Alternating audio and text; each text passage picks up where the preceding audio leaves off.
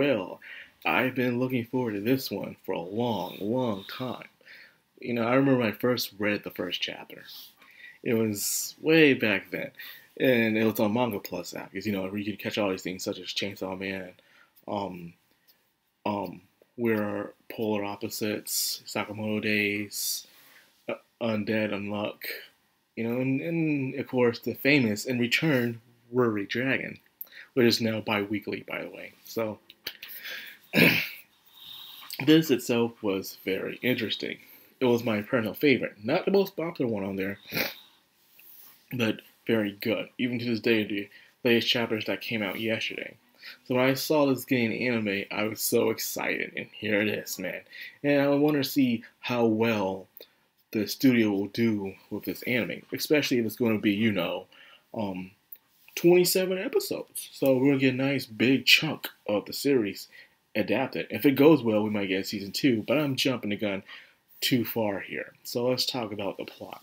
The plot is about a boy named Tayo who lost his family not so long ago. And because of that, he's gained a fear of allowing other people into his life. Anyone that's new, anyways. Because of this, he's not being mean or aggressive about it. And the people who are trying to be friendly to him aren't mean people, They want to be sociable and nice to him as well. So I like that they did that about him. They're even taking their time with him, Let's try the next day and stuff like that. I like they did that part. I remember in the past when people try to do this crap, there's always the jerks who are trying to be nice at first, but then they get irritated and mad about him. I hate when they always do that kind of cliche in the past. This one is far more realistic. There's more nice people than are mean people in the world, believe it or not. So anyways, he does have his childhood friend with him, however, named Mitsumi. Mitsumi is a girl who's always been with him, since they were kids. And after their parents' death, he is the only one that she's ever talked to. Well, she's the only one that he's ever talked to, I would say. But anyways, she's a very popular girl from her hairstyle, her personality, her looks. A lot of boys will come around her and ask her out, but she always turns them down. And I wonder why. That saying, childhood friends and stuff, when it comes to anime. However, their vice principal turns out to be a very big creep. This dude has a phone with photos of her going all the way back since she was a little kid. And first, as you would, Tayo thought this dude's a creep, a pervert. But then you realize, why does he have photos of this girl always since she was almost a baby? Turns out that is her kid sister. Yo, okay. And this dude even showed photos of the last dude that tried to ask her out. He's threatened him, scared him straight. And he was about to go after Tayo until a mysterious little girl dressed all in white shows up and rescues him. Turns out that is Matsumi's big sister. And it turns out that Matsumi has an entire squad of siblings that look out for her that are spies. They're a family of spies. That's right, family of spies.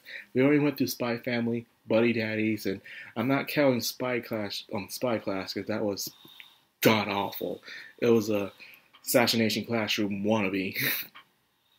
But this right here is pretty darn good, I would say. Not as good as Assassination Classroom, but still good nonetheless. And they're pretty much laying down the situation.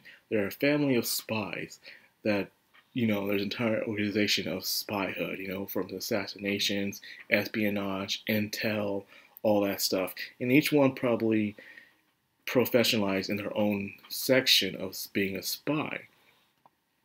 And something happened to Matsumi in the past that caused Bai, the older brother, who felt so much guilt to the point that he vowed to dedicate his life to protecting Matsumi no matter what. But it led him to a very unhealthy obsession, in a way. So there's also a rumor that someone's out to kill her. So because of this, he's going after anyone who seems to try to get close to her, including friends and people who are trying to hit on her. That's the reason why he was going after Tayo.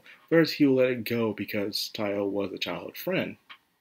But now that he's heard about this assassination thing, he knows Tayo didn't do it.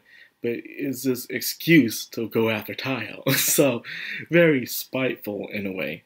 So, these family members, these siblings of Masumi, wants to actually help out Tayo any way they can, even recommending marriage to him, by saying, once you agree to marry Matsumi, you pretty much are protected by the family. And one of the rules in the family is you're not allowed to kill each other. No major violence that can lead to someone dying within the house. So that's all he has to do.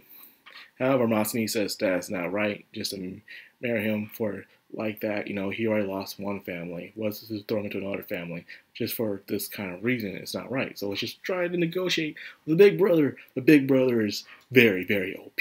I mean, like, all the siblings are out here trying to stop him, but it's just not working. This dude uses spider thread, and it's pretty badass, and no one can stop it, man.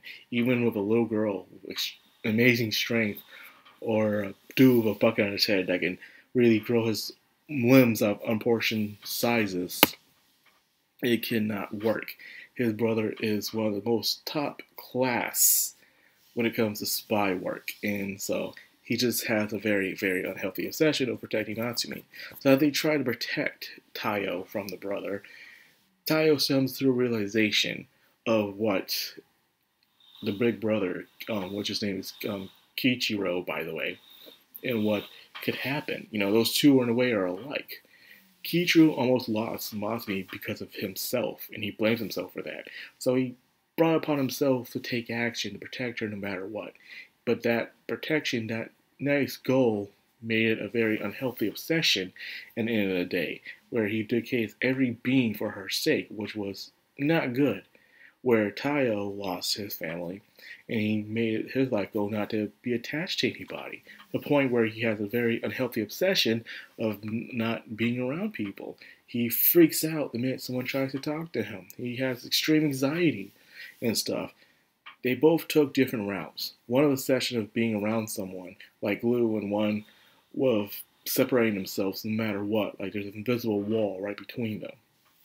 So he realized this, and realized that Matsumi's been there the entire time, though, despite whatever happens, thick and thin, for good times and bad times. So he realizes, yo, man, I can't do this to her, maybe if I can't work out my problems right now of me being accepting of other people, but she's always been there. She's always been the one that I'm able to talk to and show my feelings to, despite everything else.